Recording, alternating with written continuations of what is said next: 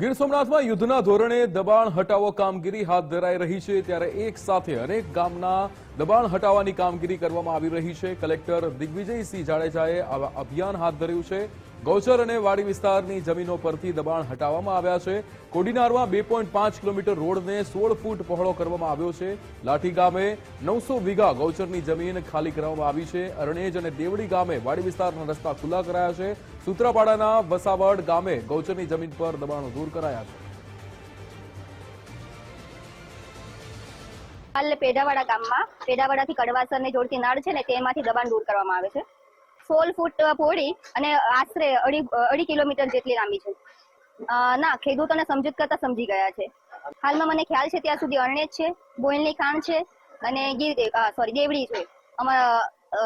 જો ગૌચર માટે અરજી આવી ને તેનું ખુલ્લું કરવામાં આવે છે।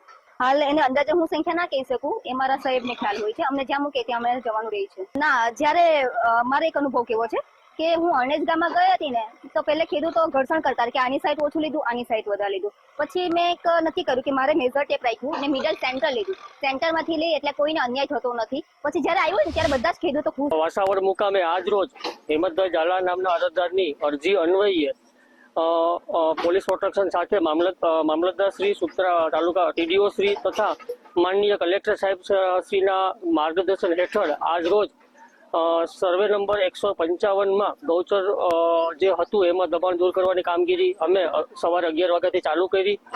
જેમાં મોટા ભાગે તો બાવળ કટિંગ એવું બધું હતું।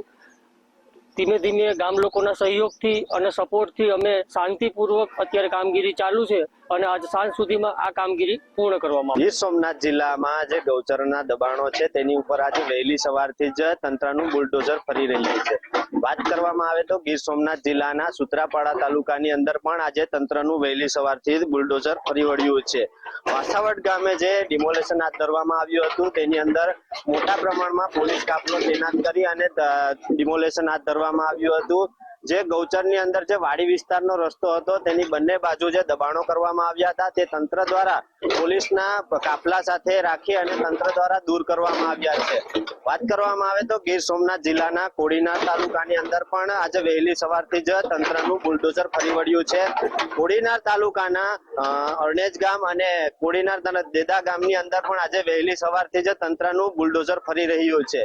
દિગ્વિજયસિંહ જાડેજા જિલ્લા કલેક્ટરના માર્ગદર્શન હેઠળ ગીર સોમનાથ જિલ્લાની અંદર છેલ્લા કેટલા સમયથી ગૌચરણની અંદર જે દબાણો હતા તે દૂર કરવાની કામગીરી હાથ ધરવામાં આવી છે।